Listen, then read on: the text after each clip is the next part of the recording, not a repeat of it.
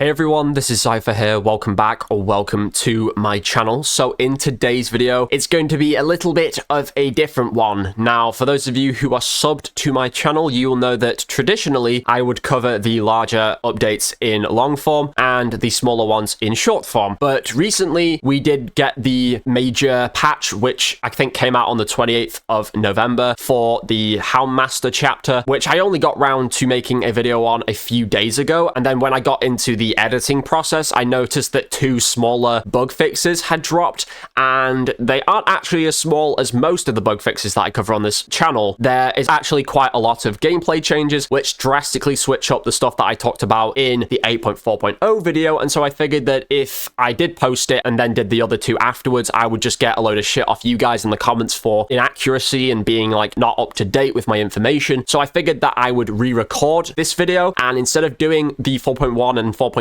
in short form, I would combine forces, I guess, and make this one big video. So it's going to be a bit different for me. I don't normally do this, and honestly, I was not expecting this many updates to drop in such a small time frame, but here we are. So just bear with me, guys. This video might be a bit of a long one, but in today's video, we're going to be taking a look at all the changes that we got in the 8.4.0 update in Dead by Daylight, with 8.4.1 and 8.4.2 tagged onto it for certain changes that have had extra tweaks recently. Two smaller things I want to quickly preface before we do get to any of the changes is that, firstly, that last video, I did get quite a bit of flack off like maybe 2 or 3 people that I was assuming too many of the previous states of perks and add-ons, and I do want to say that I apologize for lack of knowledge on certain things and just not really looking stuff up too much. I will try this video to actually double check stuff, so I'm not just talking out of my ass the entire time, but I do want to also preface that I am not a fucking human encyclopedia. I am a human, and so I don't know everything about this game. I don't play every killer, I don't use every perk, I don't use every add-on. If I can't find any information on it, then I just will end up assuming naturally, so I'm sorry about that. It is my video, so I will have my own personal opinions provided and my own biases too. So, and then the other smaller thing is that I did re-announce my 500 sub Q&A last video for 600 subs instead, and I did link the Q&A post on my community tab in the comment section, but none of you were clearly enthusiastic about going over there and leaving a question, I guess, which I can't really be surprised about. You guys are here for updates, not to leave questions for me. I know not all of you care about me that much, and you're not all subscribed to my channel, so I am obviously taking that in mind. So what I'm going to be doing is I'm going to be probably pushing on that Q&A to like a bigger milestone, like 1,000, where more people are actually more likely to participate. But I will quickly say, though, that if you guys want to comment something but you don't know what to say, then that could be an idea. You guys could go and leave a question for me for the Q&A in the comments. I would really appreciate that if you did. Anyway, all of that waffle out of the way, we're going to start off with the most obvious, which is in 8.4.0, we got the new chapter with the Houndmaster, Tori Kane, the new survivor, basically, and we got the new map, we got the new perks. If you want to know what I think about that chapter, I did make a PTB video on it. I will leave the time card above if you want to go check that out and then come back to this video, or you can go and watch that after you have finished watching this. But I'm not a fan of the new killer specifically, but that was the only thing that I played in the PTB. I didn't play any of the other killers to test out their updates and stuff, so I have nothing to say about those changes from PTB to live. But as far as the chapter goes, I believe they switched Tori's Shoulder the Burden perk in 8.4.0. They upped the expose status time on that. So originally, when you exchanged a hook state with another survivor, it would expose you for 30, 25, or 20 seconds, which now it's 60, 50, and 40 seconds depending on perk rarity, which I think is fair, because if you are unhooking a survivor at the completely polar opposite end of the map to the killer, it's going to take them at least 15, 20 seconds to get over to you, and that's taking into mind that they don't have an aura reveal perk to actually find specifically where you are, and that they aren't also like preoccupied with another survivor in a chase or like trying to perform a task like breaking a pallet or something. So I think it's fair that they kind of doubled that, I guess, in length. But yeah, that is pretty lethal, you know. 40 seconds with the purple rarity is kind of a long time to be insta down for. But as for the Houndmaster, there was a bunch of PTB adjustments. Now, a few of these did get tweaked later on in the bug fix patches, but I'll just quickly skim over the ones that have been changed, and then I'll pay more attention to the ones that still apply. So from PTB to live, they made it so that the completed generators now appear light orange to the Houndmaster, enabling search command targeting at any point during the trial. They did go on to switch this later on. They increased the chase command acceleration on the dog to 32 meters per second, which was 29 meters per second before. They increased the chase command redirect linger time once the dog completes distance to 1 second, which was 0.7 seconds. So initially they reduced the chase command camera transition time from the Houndmaster to dog when activating redirect to 0.25 seconds, which was 0.5 seconds. They did go on to switch that, and then they reduced the chase command camera transition time from the dog to the Houndmaster after ending the redirect to 0.25 seconds, which was 0.5 seconds. This also got switched. The search command detection zone to target objectives was also increased to make it easier to aim.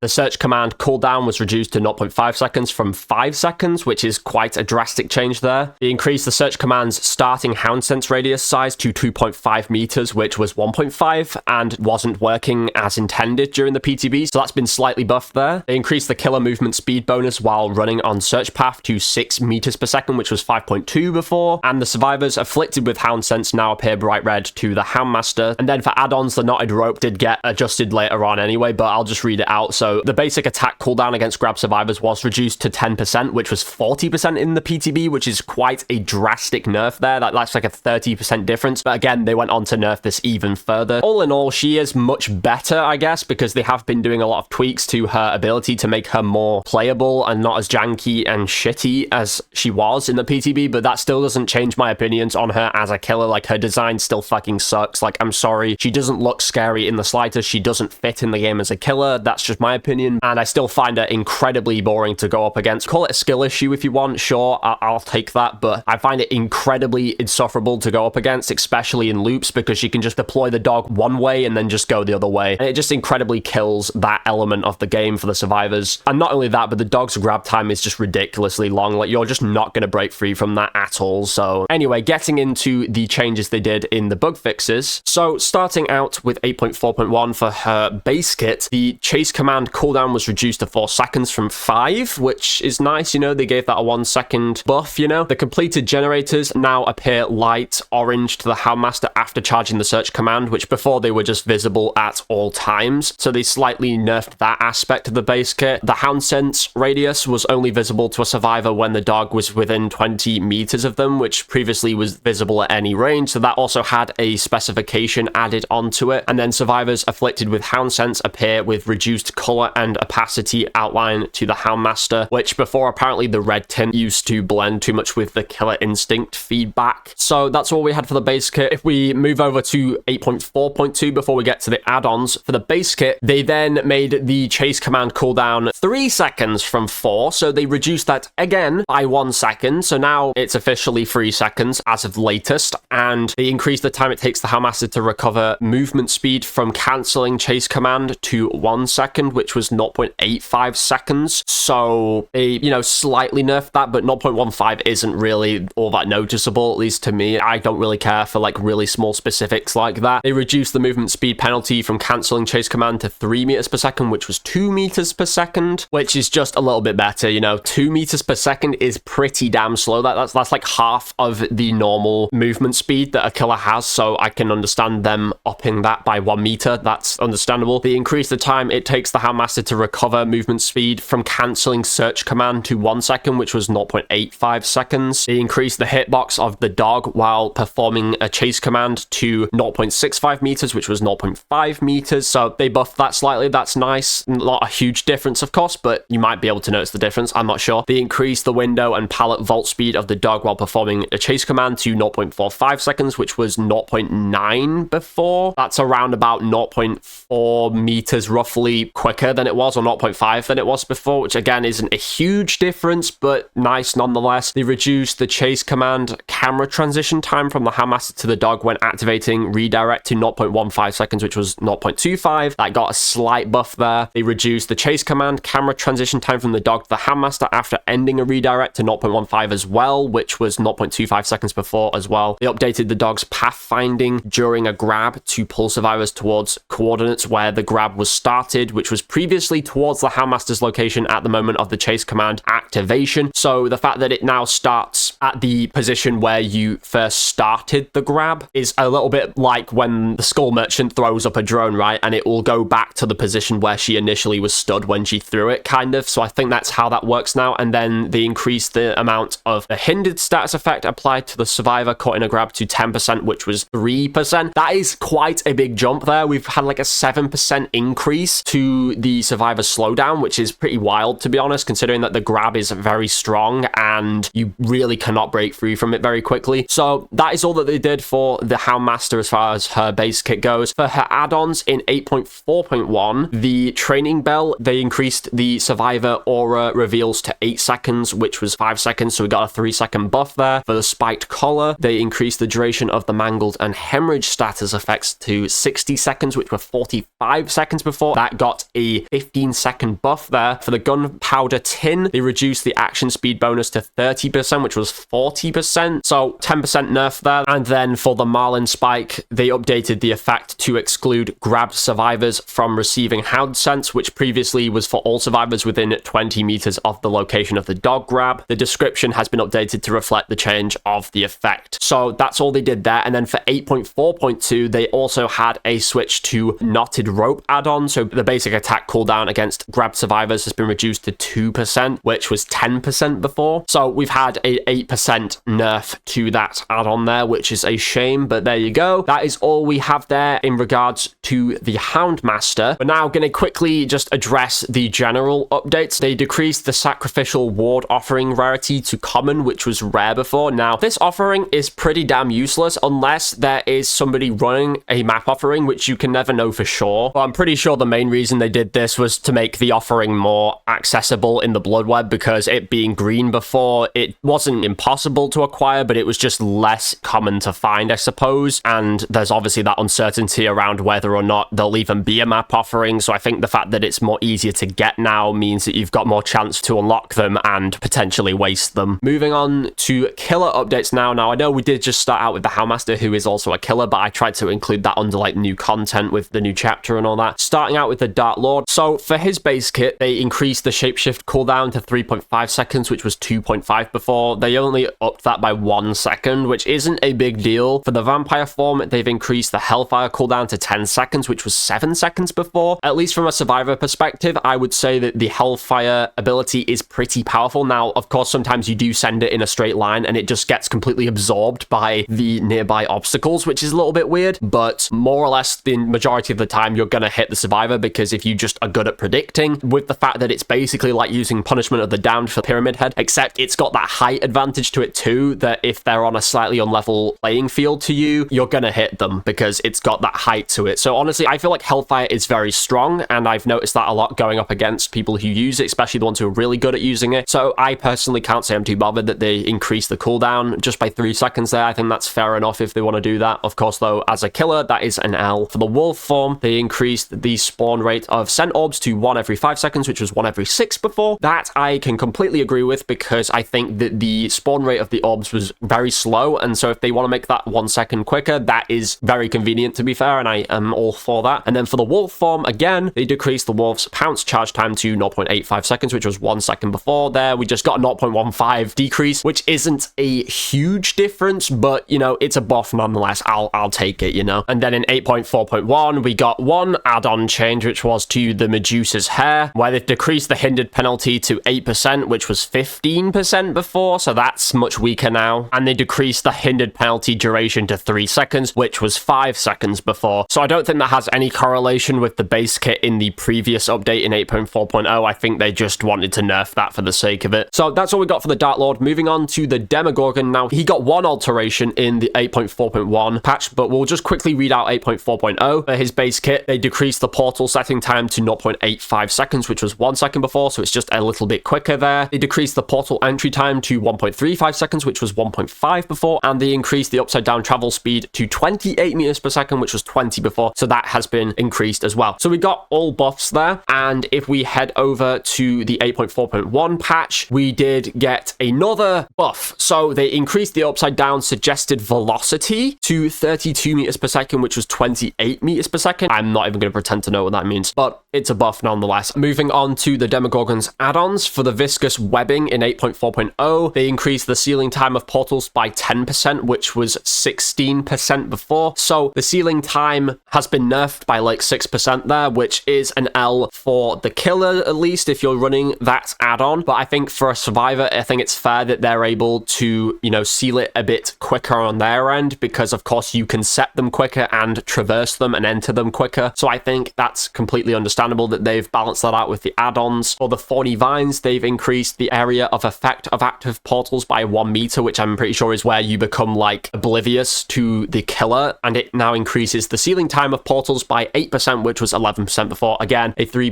nerf there. Of course, understandable considering the base kit changes. For the Upside Down Resin, it increases the sealing time of portals by 20%, which was 28%. Again, the portal sealing time isn't going to be as long for the survivors now with that add-on, so another nerf. And then for the Lifeguard Whistle, the revealing of survivors near active portals without charging of the abyss has been removed. Now, without this add-on originally, if you were about to, you know, charge off the abyss, which is essentially when you're about to go through a portal to another one, it would just naturally show you the survivors near active portals without the add-on. And then using this add-on would allow you to remove that ability where just in general, if a survivor was near a portal, you just get the killer instinct regardless. But they've removed that completely now from that add-on. But now there's a new functionality so that it increases the number of your portals by 2, which is still nice. Like, I think it's kind of a sad thing that they removed that other ability because that was quite convenient. But the fact that you get 2 extra portals now is obviously good too. So I don't feel really any type of way about that. That's pretty neutral change in my opinion. That is all we have there for the Demogorgon. Moving on to Ghostface's base kit, they decreased the Night Shroud's cooldown to 17 seconds, which was 20 seconds. That's of course good. We have a 3-second buff there. They decreased the time to mark survivors to 4.5 seconds, which was 5 initially, so we got a 0.5 decrease there. Very small again, but it's, you know, nice nonetheless. We do like a good buff. That's all we have for the base kit. Then moving on to his add-ons. For the one called Philly, it decreases the time to mark survivors by 10%, which was 20% before. So that got nerfed, of course, because the time to mark a survivor is now slightly quicker in the base kit. Now, I'm no maths nerd, so I don't actually know what that percentage would actually translate to in seconds, roughly, but I would say that that's, you know, a fair balance there. And then for the Wall-Eyes Matchbook, they decreased the Night Shroud's recovery time by 3 seconds, which was 6. So yeah, we got a 3-second nerf to that as well. That is all we got there for the Ghostface. Moving on to Chucky, or the good guy. For his base kit, this did actually get tweaked again, I think in 8.4.1, but we'll just read out 8.4.0's first. So they decreased the scamper time to 1 second, which was 1.3. I don't know why it was 1.3 before. That is very oddly specific. Now, considering you only get the scamper like during a slice and dice, I think if you want to go under a pallet or over a window, that already as it is very limited. So at least they've made it a bit quicker now to use that. That's nice. And then they increased the hidey-ho mode's cooldown to 12 seconds, which was 10 before. So we've got a slightly longer cooldown there, but I do believe that they increased it again in 8.4.1. Yeah, so the cooldown is now 14 seconds. So they've upped it again by 2 seconds. I don't know why they have to keep increasing the cooldown. Like, can they not just find a middle ground and just stay with that? Like, I don't know why they have to keep altering it here. I just feel like we're going to get another patch soon and they're just going to make it 16 seconds or some shit and it's just going to keep happening. I'm hoping that doesn't happen, but thinking about it, it is a very good ability. So, you know what? Fair enough. And then they increased the slice and dice duration in 8.4.1 to 1.8 seconds, which was 1.2 seconds before. So we have a slightly increased slice and dice. That's nice. At least, you know, if they're going to keep nerfing his cooldown, they're giving him some positives elsewhere. And then they decreased the slice and dice movement speed to 8 meters per second, which was 10 meters per second. So we got another nerf. That's not good. It lasts longer, but you cover less ground. That's all we have there for Chucky's base kit. I believe if I go back to 8.4.0, we do have some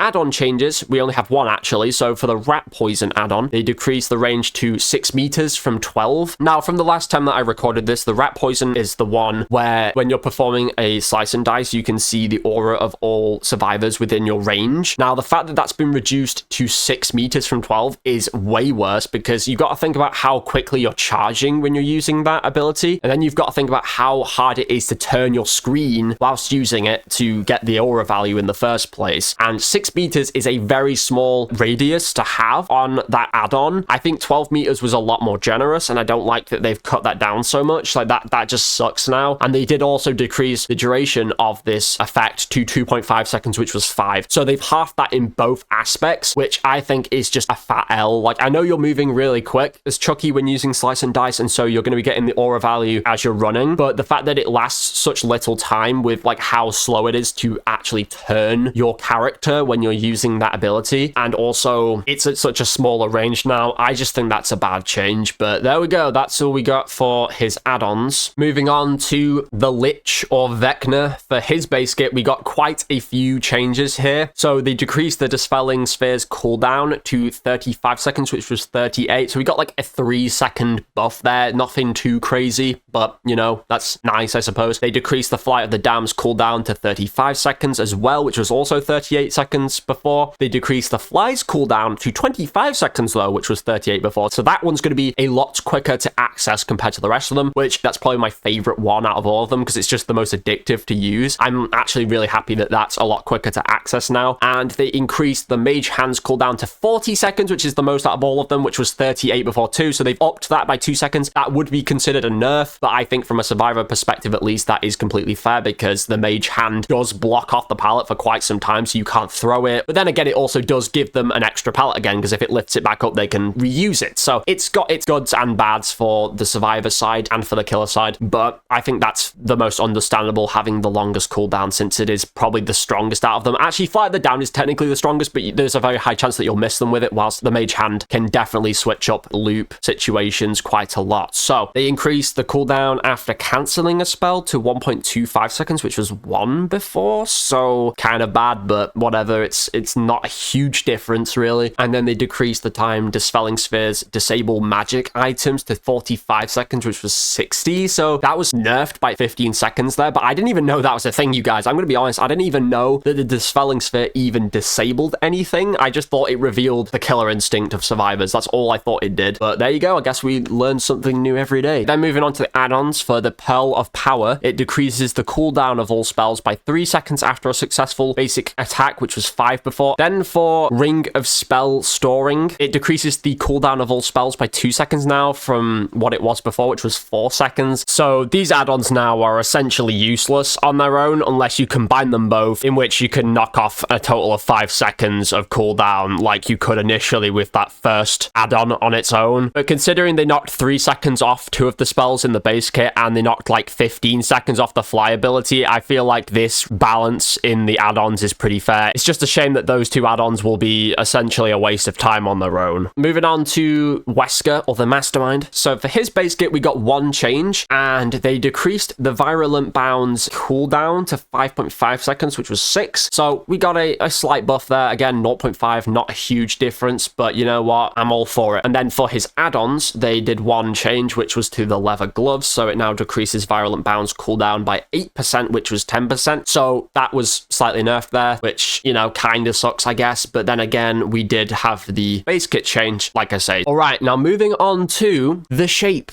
or Michael Myers. We've had quite a few here, so it might take a little while to go through these, but starting off with the base kit, they increased the Evil Within 1 movement speed to 4.4 meters per second, which was 4.2. Now, I think the default movement speed for killers is 4.6, so the fact that it's 4.4 instead of 4.2 is a lot better, obviously, because 4.2 is very slow.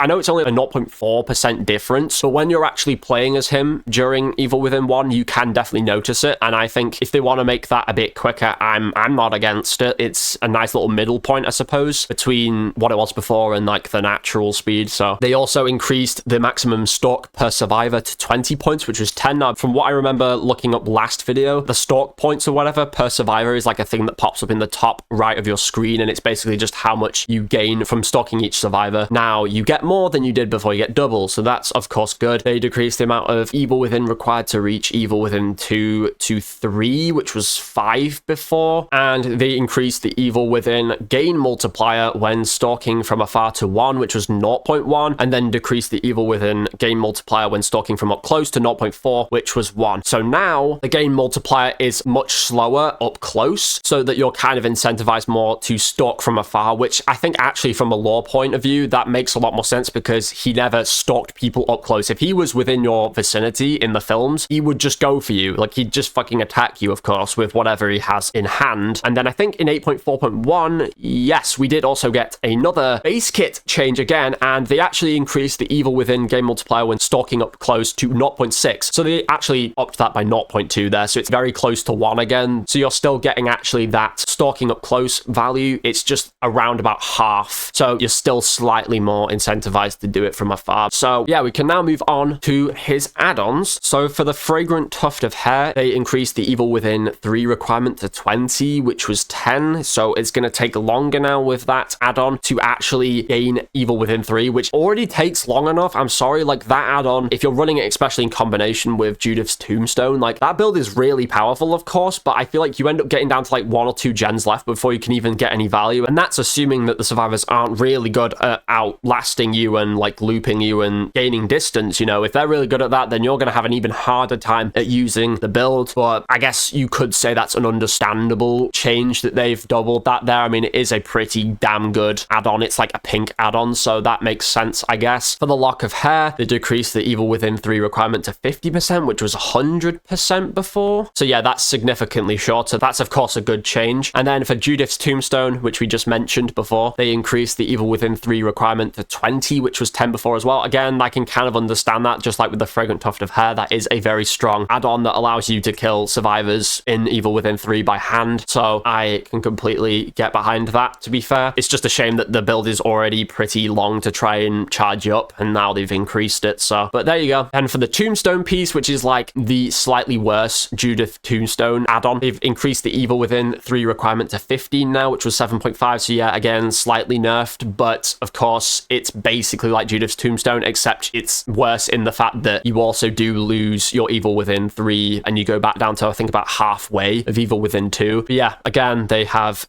doubled that just like with the other one. And then for the scratched mirror add-on, which I never use, they decreased the evil within 1 movement speed to 4.2 meters per second, which is apparently a new functionality. So of course that will still allow you to see survivor auras within 32 meters when stalking, but now there is a slight downside just to kind of balance it, for the fact that you can literally see auras at such an increased range, right, than you normally would without, which you wouldn't at all. Now they've given you a slight slowdown to your movement speed, which is fair enough. You now basically get the movement speed that you would have had in the base kit during evil within 1, but with this add-on now. But yeah, that's all we have there for the killer updates. We're now going to move on to the killer perk updates. So starting out with Distressing, which is one of those perks I just never use because it's so useless. It's one of those like general perks that anybody can equip regardless of character. Your terror radius is reduced by 20, 25 or 30% depending on perk rarity, which before was 22, 24 or 26%. And the gain 100% more blood points for actions in the deviousness category has been removed. So now there's actually just no point in running this, because that was the entire point, I'm pretty sure, of running that perk, unless you just purposely wanted to make yourself more scary or something. I don't know, like throw off the survivors a bit with having an increased terror radius or something. But the average player, and when I say average player, I mean really the average player who's just started the game, would only really run this perk for the fact that they get extra blood points in the deviousness category. The fact that that's removed now, you're no longer increasing your terror radius for any specific reason other than just, I guess, if you want to scare the survivors or something. I don't even know, because like most people who play this game, I'd wager a bet that most people who play this game aren't even scared of the killer anyway. Your terror radius isn't as increased as it was before. I mean, it is slightly actually. In the purple rarity, you do have a 4% more increased terror radius than you did before. You have a 1% increased terror radius in the green rarity than you did before, but then you have a 2% less of an increase in terror radius than you did before with the yellow version of the perk. But all in all, that sounds like it's just a waste of time now, so there's really no point even running it. And honestly, if I ever did, it was because I was low on blood points and I just needed blood points, so I'd just throw that on, I guess, for a laugh. But yeah, there we go. Moving on to Dominance. The first time each totem and chest is interacted with by survivor, that totem or chest is blocked by the entity for 8, 12 or 16 seconds, which initially was 4, 6 or 8 seconds. Now, I'm all for that. I think it being doubled was a great change because, you know, the amount of time that it was blocked for before was pretty damn bad. Like, if you had the yellow rarity, it was only going to be blocked for like 4 seconds, which is really pathetic. But for Hex Thrill of the Hunt, which comes up next, that has actually been tweaked again. But in 8.4.1, for each dull and Hex totem remaining on the map, you gain a token, gain 10% more blood points for actions in the Hunter category for each token. That's been removed, so you no longer get the increased blood points incentive from that perk anymore. anymore, just like with Distressing, which also is pretty dumb. But then again, I can't say that 10% is a huge increase anyway, and at that point, you might as well be running like one of those brown satchel offerings or whatever they're called, like that give you a little bit of blood points for a certain category. Like you might as well be running that rather than the perk. So I can't really say I cared too much that they removed it from that one in particular. But then Survivor's cleansing and blessing speed is reduced by 10, 12, and 14% now for each token, which before was 8, 9, and 10%. So at least that aspect is